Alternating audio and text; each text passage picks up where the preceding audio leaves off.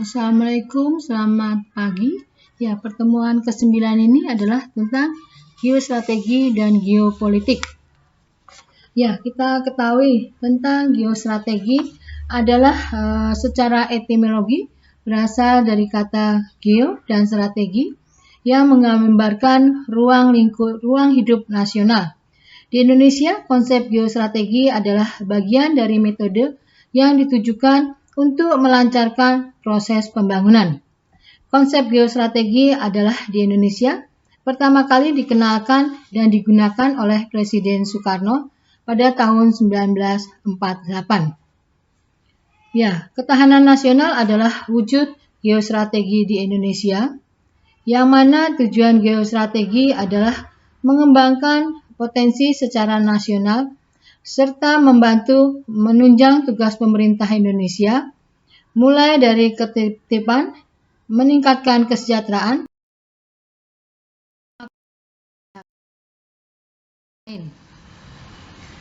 faktor yang memperkuat konsep geostrategi adalah tercipta dari pengalaman sejarah perjuangan bangsa Indonesia, hasil pembangunan fisik dan non-fisik yang tidak seimbang, begitu pula terjadinya perang dingin, tantangan, ancaman, gangguan, serta hambatan selama periode pembangunan yang lebih kompleks.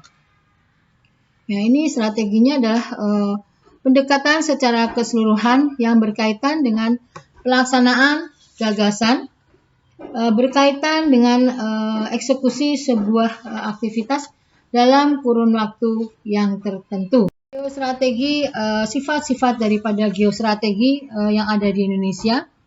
Geostrategi adalah memiliki sifat-sifat khas. Kira-kira apa saja sifat-sifat geostrategi yang ada di Indonesia? Ya, di Indonesia ada beberapa. Yang pertama adalah mandiri. Geostrategi bersifat percaya pada kemampuan dan kekuatan sendiri dengan keuletan dan ketangguhan yang mengandung prinsip tidak mudah menyerah serta bertumpu pada identitas, integritas, dan kepribadian bangsa. Kemandirian ini merupakan prasyarat untuk menjalin kerjasama yang saling menguntungkan dalam perkembangan global. Yang kedua adalah sifat-sifat geostrategi di Indonesia, ya. Dinamis. Geostrategi bersifat tidak tetap, melainkan dapat meningkatkan ataupun menurun bergantung pada situasi dan kondisi bangsa dan negara, serta kondisi lingkungan strategisnya. Hal ini sesuai dengan hakikat dan pengertian bahwa segala sesuatu di dunia ini senantiasa berubah. Ya, yang ketiga adalah sifat geostrategi adalah manunggal. Geostrategi bersifat integratif yang diartikan terwujudnya kesatuan dan persatuan yang seimbang, serasi, dan selaras di antara seluruh aspek kehidupan bermasyarakat, berbangsa, dan bernegara. Yang keempat adalah wibawa yang bersifat manunggal dapat mewujudkan kewibawaan nasional. Yang kelima adalah konsultasi dan kerjasama. Di sini adalah tidak menguntungkan sifat konfrontatif dan antagonis, tidak mengandalkan kekuasaan dan kekuatan fisik semata, tetapi lebih pada sifat konsultatif dan kerjasama, serta saling menghargai dengan mengandalkan pada kekuatan moral dan kepribadian bangsa. Ya, ini adalah kita sudah politik. Geopolitik adalah proses pembentukan dan pembagian kekuasaan dalam masyarakat yang antara lain berwujud proses dalam pembuatan keputusan, khususnya dalam negara. Pengertian daripada geopolitik, geo berarti bumi, dan politik berasal dari bahasa Yunani politeia. Poli berarti kesatuan orang-orang yang berdiri sendiri, dan teia berarti adalah urusan. Geopolitik biasa juga disebut dengan wawasan Nusantara.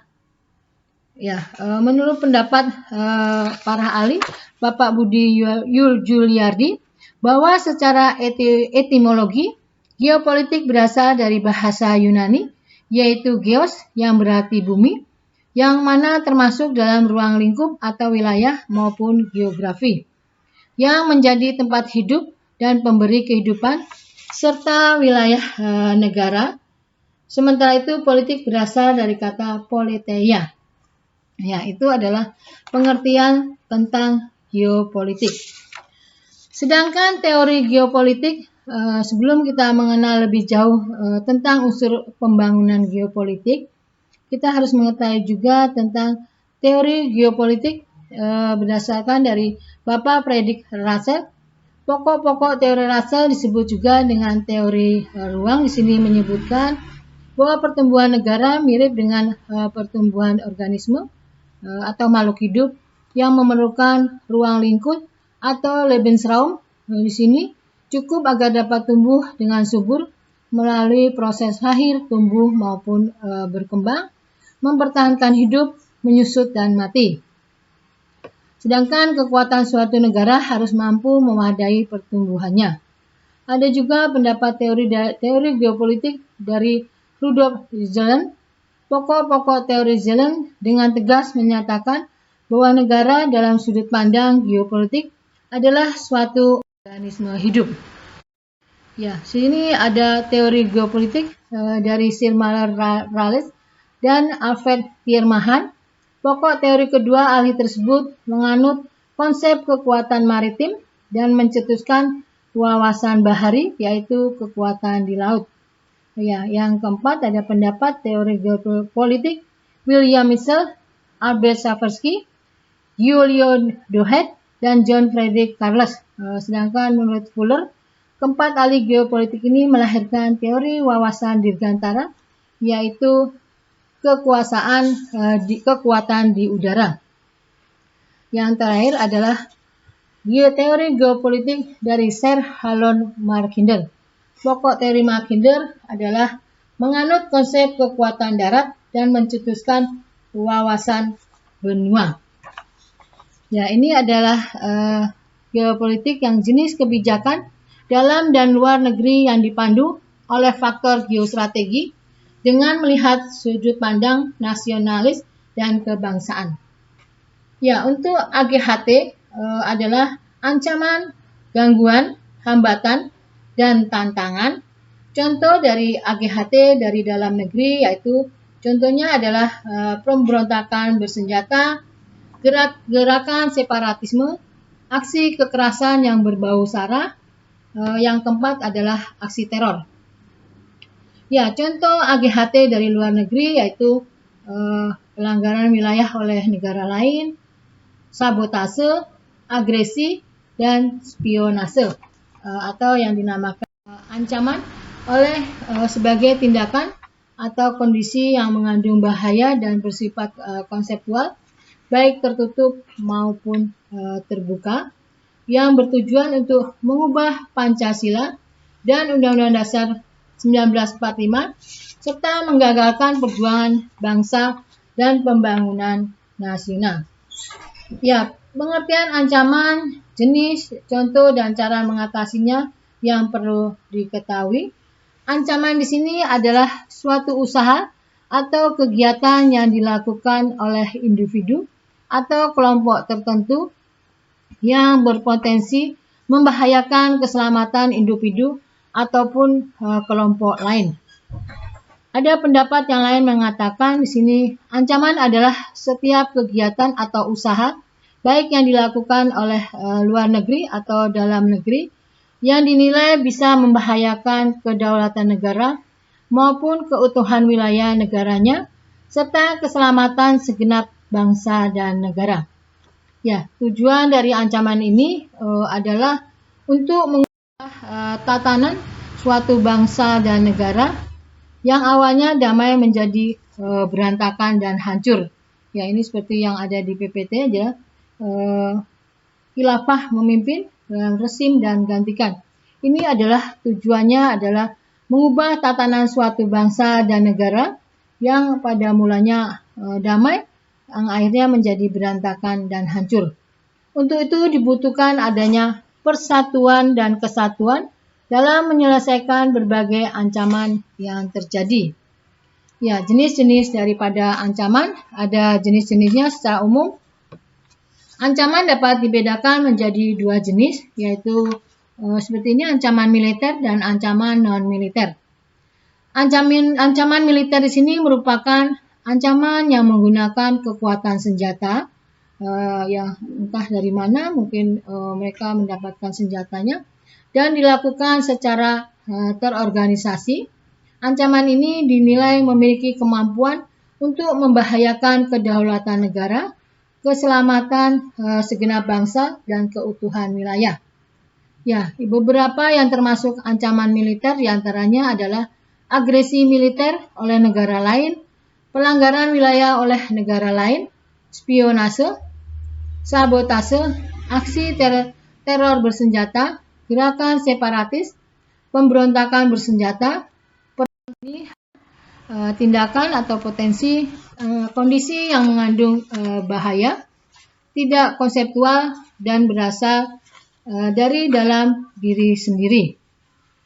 Ya, di sini untuk hambatannya adalah usaha yang asalnya dari dalam diri sendiri yang memiliki sifat atau tujuan untuk menghalangi atau melemahkan suatu keinginan ataupun kemajuan yang hendak dicapai. Di sini hambatan adalah sesuatu yang dapat menghalangi kemajuan maupun pencapaian sesuatu hal. Sedangkan tantangan adalah segala hal ataupun kegiatan yang memiliki tujuan atau sifatnya menggugah kemampuan. Di sini adalah tindakan potensi atau kondisi baik dari luar maupun dalam diri sendiri yang membawa masalah untuk diselesaikan serta dapat menggugah kemampuan. Ya, ini adalah asagrata, terdiri dari trigatra dan pancagatra, yang mana trigatra adalah tiga aspek alamiah, yaitu aspek geografi, demografi, dan sumber kekayaan. Dan sumber kekayaan alam yang merupakan potensi dan modal bagi bangsa Indonesia dalam melaksanakan pembangunan. Oleh karena itu, kita mengetahui trigatra harus dikelola dengan baik. Tadi aspek yang ini adalah trigatra. Trigatra meliputi posisi dan lokasi geografis negara, keadaan dan kekayaan alam, dan keadaan kemampuan penduduk. Pancagatra merupakan aspek sosial kemasyarakatan, terdiri dari ideologi, politik, ekonomi, sosial budaya, dan pertahanan. Ya, ini adalah geografi atau demograf dan sumber daya manusia. Ada juga geografi adalah lokasinya ataupun letak-letaknya, arah utara, selatan, barat, timur, dibelah oleh khatulistiwa di antara dua benua dan dua samudra. Secara umum, ilmu geografi di sini merupakan ilmu yang mempelajari tentang lokasi serta persamaan dan perbedaan keruangan atas fenomena fisik dan manusia di atas permukaan bumi. Ya, menurut Kamus Besar ya dari KBRI, Kamus Besar dari Bahasa Indonesia, di situ menyatakan geografi juga ilmu tentang permukaan bumi, iklim, penduduk, flora, fauna, serta hasil yang diperoleh oleh bumi. Ya, ada beberapa pengertian geografi menurut para ahli ya. Mungkin tidak semuanya Ibu sebutkan, hanya beberapa ya. Ada dari Claudius Ptolemy dalam bukunya, ia berjudul adalah Guide to Geography pada abad kedua Masehi. Ptolemy mendefinisikan geografi sebagai representasi dalam gambar-gambar seluruh dunia yang diketahui bersama dengan fenomena yang terkandung di dalamnya. Ada pendapat dari Lobeck. Menurut Lobeck, geografi adalah ilmu yang mempelajari hubungan-hubungan yang terbentuk antara kehidupan dengan lingkungan. Ada pendapat dari Alexander van Humboldt. Menurut Alexander, geografi adalah studi tentang pengaruh lingkungan alam pada aktivitas manusia. Ya, ada juga pendapat dari Bintarto. Geografi di sini menurut Bintarto, geografi sebuah ilmu mempelajari mengenai hubungan kausal yang ada pada gejala-gejala permukaan bumi. Yaitu ada beberapa pendapat pengertian tentang geografi menurut para ahli. Ya, sedangkan ini adalah demografi di Indonesia.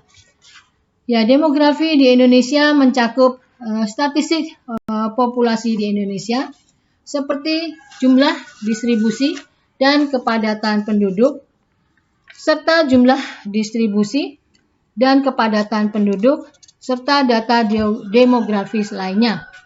Di sini populasi Indonesia berdasarkan sensus penduduk tahun 2020 seperti yang kita lihat ini, yaitu sebesar ada 270,2 juta jiwa, cukup meningkat dibandingkan sensus penduduk 2010 ya.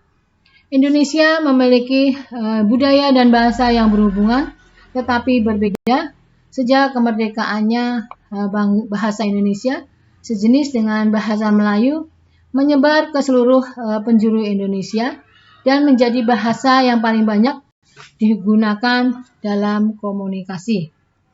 Ya, pendidikan, pemerintah dan bisnis, namun bahasa daerah juga masih tetap banyak dipergunakan. Ini ada juga jumlah dan distribusi penduduk. Dari segi kependudukan, Indonesia masih menghadapi beberapa masalah besar, antara lain adalah penyebaran penduduk tidak merata, sangat padat di Jawa, dan sangat jarang di Maluku maupun di Papua.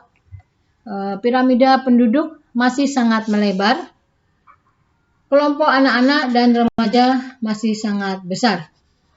Ya, angkatan kerja sangat besar.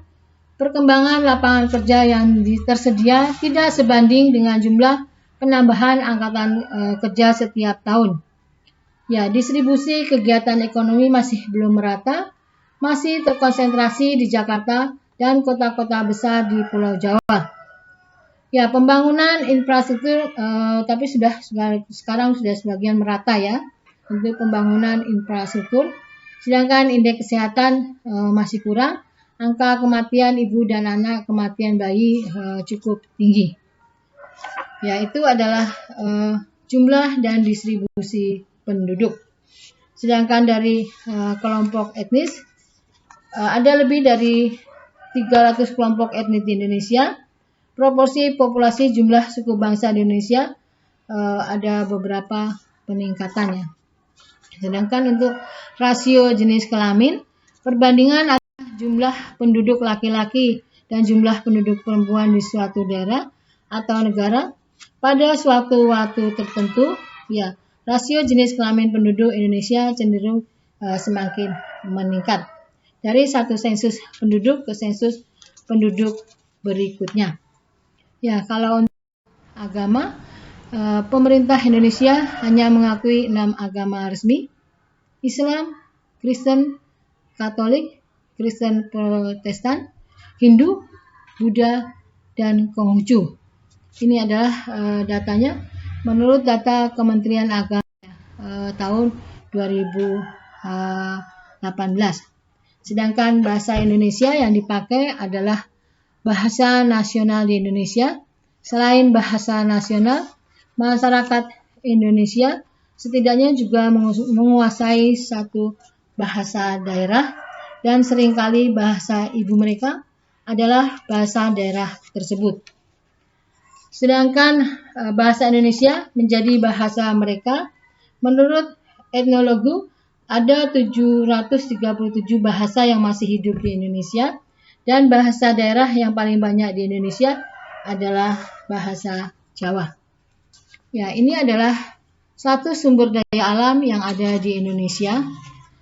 Ya, kita sudah ketahui sumber daya alam adalah semua yang berasal dari bumi, biosfer, dan atmosfer. Sumber daya alam memiliki peranan penting bagi manusia untuk memenuhi kebutuhan hidup. Selain itu, sumber daya alam juga penting sebagai tempat tinggal manusia. Jadi sumber daya alam dibedakan berdasarkan sifat, potensi, dan juga macamnya. Berdasarkan sifatnya, sumber daya alam terbagi menjadi sumber daya alam yang dapat dipulihkan atau disebut juga dengan renewable resource. Jenis ini adalah sumber daya yang bergantung pada manajemennya. Persediaannya bisa menurun maupun meningkat. Contohnya adalah tanah, hutan, hewan, dan tumbuhan. Ada juga sumber daya alam yang tidak dapat dipulihkan atau non-renewable atau deficit resource.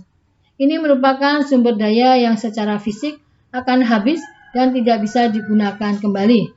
Contohnya adalah batu bara, minyak, bumi, maupun gas alam. Pelaksanaan dari sistem falsafah itu sendiri bagi bangsa Indonesia, Pancasila merupakan ideologi yang bersifat final. Pancasila tidak bisa dirubah ataupun ditawar. Nilai-nilai yang ada pada Pancasila bersumber dari nilai-nilai dasar budaya bangsa Indonesia yang sudah ada sejak ratusan tahun yang lalu. Ya, selain Trigatra, tadi sudah dijelaskan tentang Pancagatra. Ideologi merupakan suatu sistem nilai dan kebulatan ajaran yang memberikan motivasi. Di sini ideologi juga mengandung konsep dasar tentang kehidupan cita-cita suatu negara. 45. Sini sistem politik Indonesia merupakan azas, haluan, usaha, serta kebijakan tentang pembinaan serta penggunaan potensi nasional, baik yang potensial maupun yang efektif secara totalitas untuk mencapai tujuan nasional. Dalam sistem politik terdapat kegiatan politik, adapun kegiatan politik negara Indonesia dibagi menjadi dua jenis, yaitu politik dalam negeri dan politik luar negeri. Sedangkan ekonomi, aspek ekonomi berhubungan dengan kegiatan pemenuhan kebutuhan masyarakat, meliputi pengelolaan, faktor produksi, distribusi, dan konsumsi barang dan jasa, serta usaha-usaha untuk meningkatkan kesejahteraan rakyat. Upaya meningkatkan kesejahteraan rakyat dapat dilihat dari sistem perekonomian Indonesia yang disusun sebagai usaha bersama atas asas keluarga.